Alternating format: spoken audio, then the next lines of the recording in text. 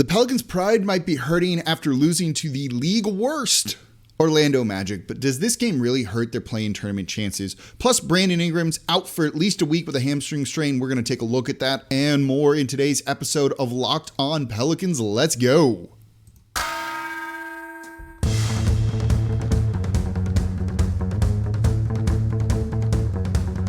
You are Locked On Pelicans, your daily New Orleans Pelicans podcast. Part of the Locked On Podcast Network, your team every day.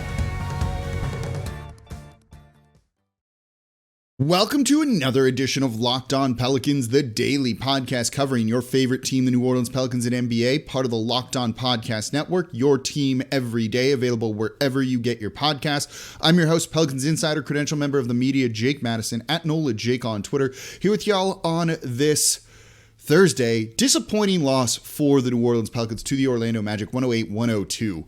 League worst. But this actually, look, there's no moral victories in this one. We're going to get into this game in the second segment because there's some things you really need to change about this team. We're going to talk about over the second and third segments. We're going to lead this first one off with Brandon Ingram. There's no moral victories in this, but kind of at the end of the night, it's not like the end of the world, despite it really feeling like it is, losing to the league worst team. The Magic are bad, ladies and gentlemen. Shouldn't be losing to that no matter what. There's like no excuses for this one. I got the red on behind me, kind of a little bit of anger radiating off of me, and then you see the Lakers and the Rockets losing. Okay. So thank you for making Locked On Pelicans your first to listen every day. We're free and available 5 days a week for you all, breaking down everything you want to know about this team here Monday through Friday. No paywall or anything like that. Completely free. Just Pelicans talk. And it's, again, an interesting time to be a Pelicans fan right now. So before this game, and was there some weird stuff going on in this one, right? Entergy, the power outage. My office is on Poydras, basically across from the Superdome. I was in my office for like 20 whole minutes today before the power went out. And it wasn't sure if that was going to come back on. And it seemed like until about an hour and a half, 2 hours before the game, they finally got all the power to the Smoothie King Center. What a weird day, right? A bird flying into Entergy stuff knocks it out for a chunk of the city, including like the central business district. Fun stuff. And then a little bit before tip-off, we get a Brandon Ingram injury update. He was ruled out early on, so you had to kind of figure something was coming. I think our normal assumption was they kind of punted the game against the Memphis Grizzlies, and boy, did they ever, in hopes that you get him back for the second night of a back-to-back against a winnable team. When you punt games, you usually do it against the team that's good, knowing that you've got to at least not lose to the Orlando Magic. So the medical update came from the Pelicans, and I'm going to read it right here. It's short. It's like one sentence. New Orleans Pelicans forward Brandon Ingram underwent an MRI today, which revealed a mild strain of his right hamstring. He will be reevaluated in 7 to 10 days. That's not great. We know the record without him, right? We know this. It is now 2-14 without Brandon Ingram this season. Having that extra go-to scorer is massively important along CJ McCollum. The guys out there really need him. They really need that shot creation, that focus on them so that it opens up other guys. Tony Snell is an amazing example of this. Tony Snell did nothing in this game. He started 31 minutes, 0 for 4 from the field. 1 rebound, 2 steals, 1 turnover, 1 foul. That's it. He didn't score a point. You need a guy like Brandon Ingram. We saw this team struggle, right? When it was just Brandon Ingram out there without CJ McCollum. So you definitely need a guy like the other one out there. And when you don't have that, you're going to struggle and you're going to lose some games, and you saw it against the Orlando Magic. There's no excuse for it. You're still a more talented team, but clearly you're starting to see some of the issues with this roster, and one of that being depth. Again, Tony Snell's a catch-and-shoot 3 guy. The game against the Jazz when he was doing some other stuff was lagniappe. Catch and shoot, make 2 threes, 3 threes per game, and we're good. We don't need anything else from Tony Snell. This was not a guy that was going to be a big contributor. You know, we laughed that he'd had a couple game stretch where he was good, and I made a joke of like, wow, the Orlando Magic, the Portland Trailblazers threw him in that trade for nothing. They were so wrong. They weren't wrong. He just was punching above his weight for a little bit for a guy that's been a journeyman and been in the league for a really long time. It's useful. It's nice to have a guy that you can trust to make some threes, but he's not a replacement for Brandon Ingram whatsoever. And this was probably a game where, yeah, you needed to kind of mix it up a little bit more. So they're going to be without Brandon Ingram for at least the next week. That's going to cover the games through Tuesday, I believe, with the Phoenix Suns, and they're on the road on Thursday. It's not great. This home stretch was supposed to be really important. 4-0 was a very real possibility. Now you're 0-1, and, well, the Houston Rockets just beat the Los Angeles Lakers. The Charlotte Hornets actually have incentive to lose to New Orleans more so than anything. And then the Phoenix Suns are still the Phoenix Suns. They just got Devin Booker back. It kind of changes the complexion of this 4-game homestand and what it was potentially going to be. Not a great start, but again, there's some talent here. CJ McCollum can go out and score, but you really need that other guy out there, because when he's scoring 30-plus points, the Pels only have one win. And he got his in this one, 32 on the night. That was good. Valanciunas came out strong later, but no, it just kind of shows you they need some more depth, and bolstering the bench is going to be a big priority for David Griffin this offseason, because the starters are there, the core is there. You just need to kind of do the fringe stuff, which actually is the easiest stuff at all and the easiest thing to do in a small market. All right, coming up, let's really dive into this Orlando game a little bit more. There's some things that I really want to talk about. None of them good. Oh, so the we'll get into it next one. Silver lining for the Pelicans, despite this game not really being good. Let's get into that coming up here next in today's episode of Locked On Pelicans. Before we do that, though, today's episode of Locked On Pelicans is brought to you by Athletic Greens AG1. It's a product I use literally every day. I started taking Athletic Greens because I just want something that's going to help me be healthier and do it in a quick period of time. I don't have a ton of time to go through a big supplement routine or anything like that. And Athletic Greens AG1 makes this super easy. So what is this stuff? With AG1, delicious scoops of Athletic Greens, you're absorbing 75 high-quality vitamins, minerals, whole food source superfoods, probiotics, and adaptogens to help you start your day right. This special blend of ingredients supports your gut health, your nervous system, your immune system, your energy, recovery, focus, aging, all of the things, basically. And it's super easy. I wake up in the morning, I go downstairs to take my dog out, I grab the shaker of AG1, I take a scoop of the AG1 powder, throw it in there, shake it up, and I just drink it with a little bit of water in there. It is super easy, and that's what I love about this. And it supports better sleep quality and recovery. It supports mental clarity and alertness. It's the one with all of the best stuff. They use some of the best product-based science with constant product iterations and third-party testing, right?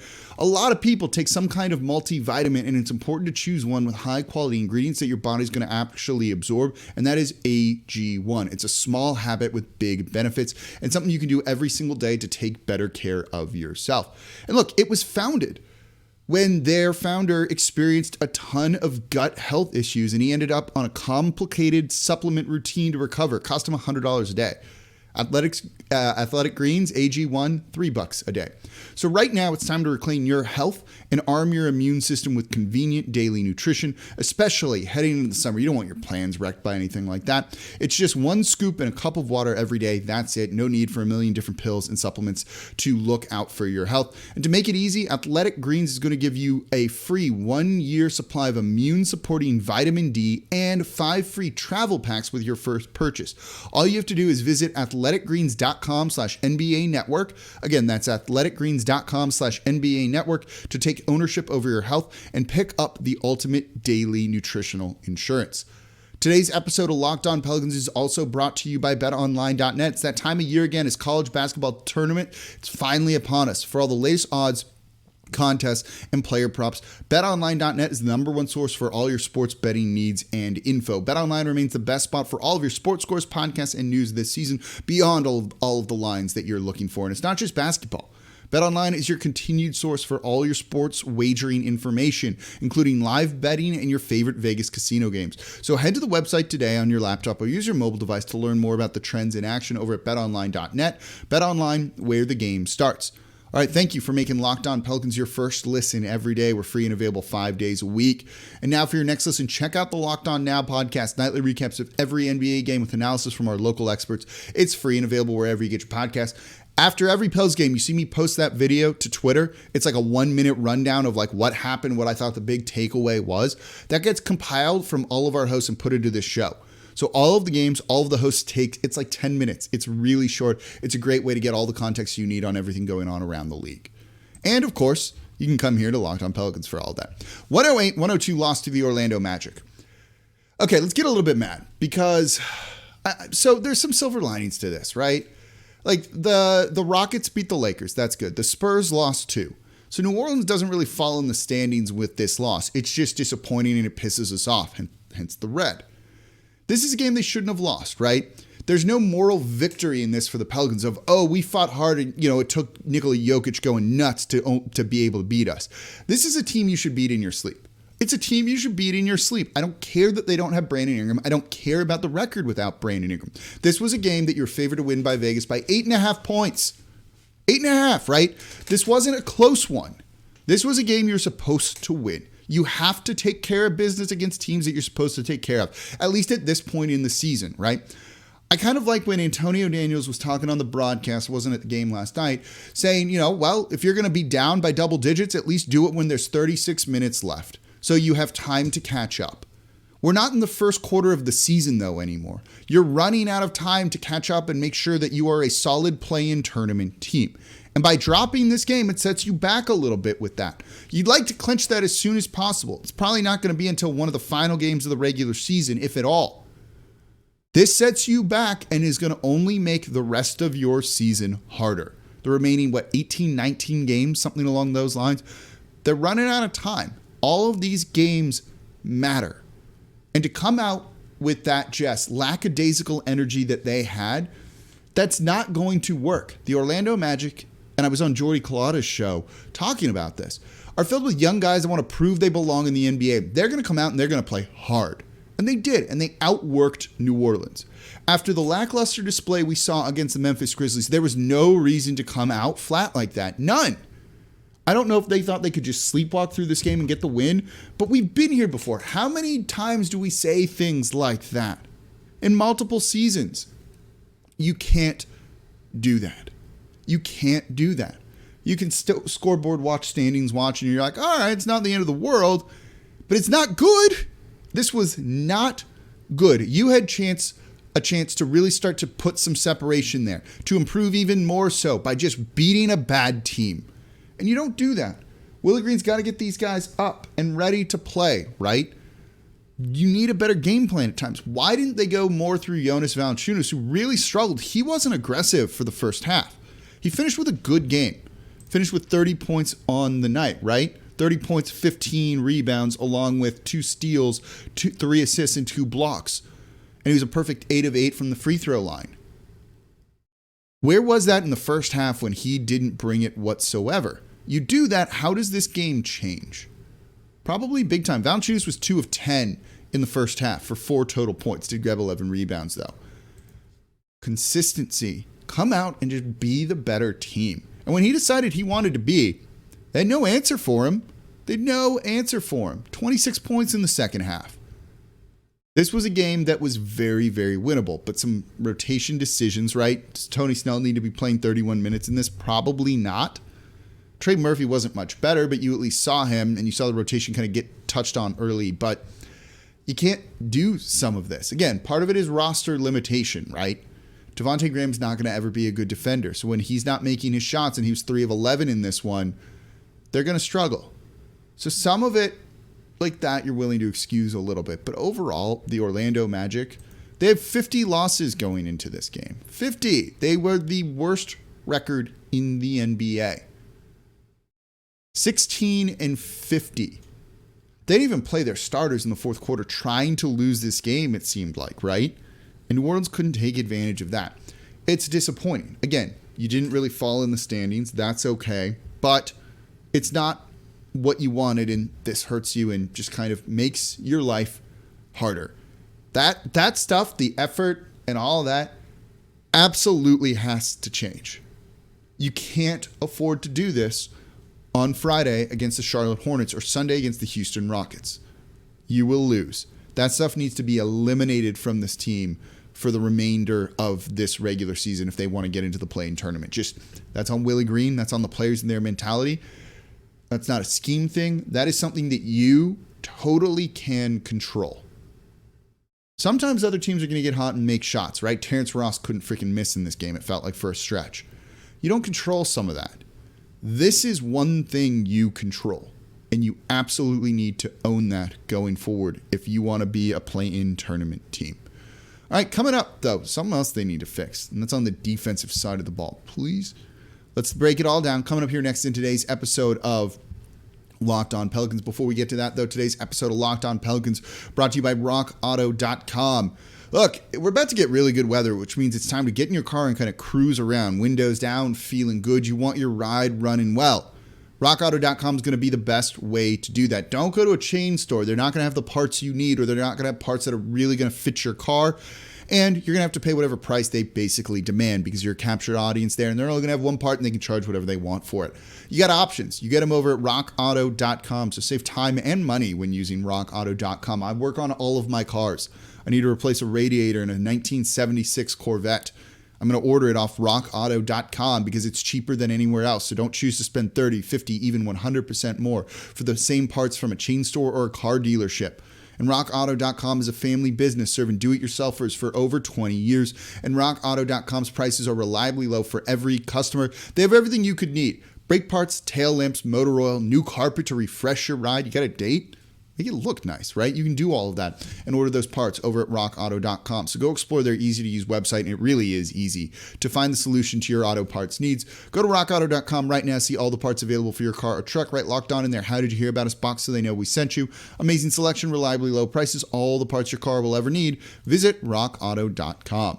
All right, thank you for making Locked On Pelicans your first listen every day. We're free and available wherever you get your podcast, 5 days a week, breaking down everything you want to know about this team, even after the bad, the losses, right?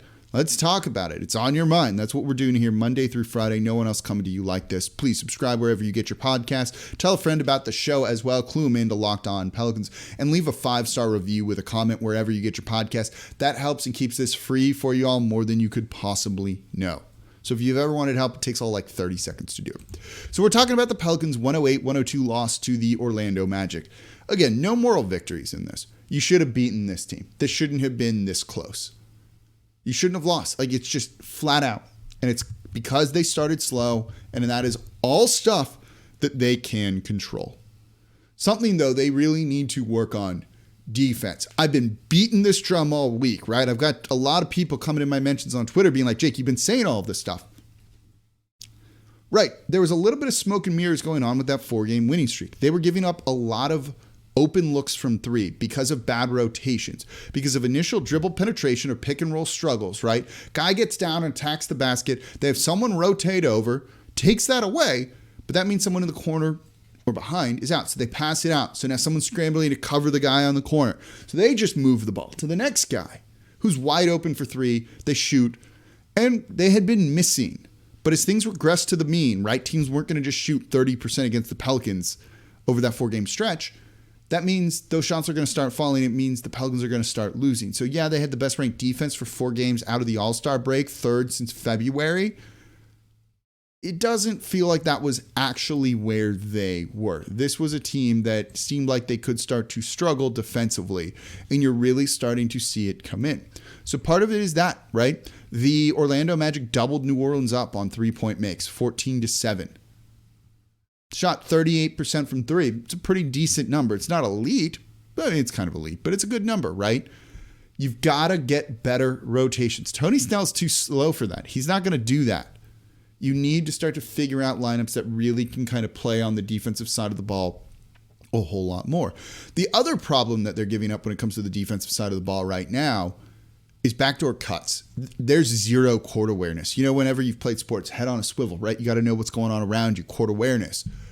There's none of that. And Devontae Graham has been really egregious with this. Again, for the most part, he tries on defense. He's undersized. He's just not a good defender with the tools, but he tries, and I respect the hell out of that, even if you don't end up being good. I like guys who actually just want to go out there and do some of this.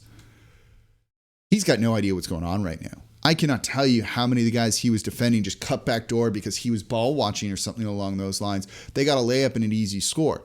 If you go back and rewatch some of this, and you can look at all of these made shots, by the way, over at nba.com/stats. You can watch every made shot from this game. Go look at the Orlando Magic and their makes in this one. It's just cutter after cutter getting the ball because no one knows where these guys are coming from because no one's paying attention. 25 assists on the night for Orlando. That's a pretty big indictment on the Pelicans and their defense. This is not a good team. This is not a good team. I cannot stress that enough. And they went out and they just smacked New Orleans. That's not great. It's more assists than they averaged. They averaged 23. But it's only 2 more. It doesn't look that bad. But cutter after cutter after cutter. Then you had Terrence Ross just kind of go off for a little bit off the bench, scoring 14 points there. You know, no one was really able to step up on that side of the ball, and no one else was able to step up on offense. You had CJ with 32, Valanciunas with 30, Herb Jones with 15. No one else got to more than 7. It's not going to do it. You're not going to win very, very many games when that is the case. You know, things are a little bit tougher without Brandon Ingram. If they were playing, say, you know, Memphis Grizzlies, like they did the other night, or even the Denver Nuggets, I wouldn't be too upset about this one. But some of these guys here on the Magic got to be better than that. Herb Jones is hitting a bit of a rookie wall too, I think, when it comes to defense. So that's hurting them there. But look, know where the guy that you're guarding is. Don't lose him. Sometimes it's really as simple as that. And the Pelicans are struggling with that right now. Again, these are things that are fixable. They actually were okay on the defensive glass for the most part in this one, in stark contrast to the game the other night against the Memphis Grizzlies. Some of this stuff is fixable. Your energy, effort, stuff like that, you control. Your mentality, you control that. Court awareness, you control that one. Maybe less so on the rotations and things like that. But you're starting to see why, you know, this team is a play-in tournament team. You know, you had Zion in and he wasn't on the bench in this one for whatever reason, but he'll be there on Friday, they said. He'll be around the team starting on Thursday. Maybe that gives him a boost in some capacity, but control the things that you can control. Because if you don't, you're going to lose games. But luckily, the other teams around you right now are bad, so it's not the end of the world. All right, that's going to do it for this episode of Locked On Pelicans. Thank you for making Locked On Pelicans your first listen every day. Now make your second listen Locked On NBA. Locked On experts covering the biggest stories around the NBA every Monday through Friday in less than 30 minutes. It's free and available wherever you get your podcasts. I'm there every Wednesday. It's our national show. It is so much fun to do. As always, I'm your host, Jake Madison, at NOLA Jake on Twitter. And we'll be back with you all tomorrow.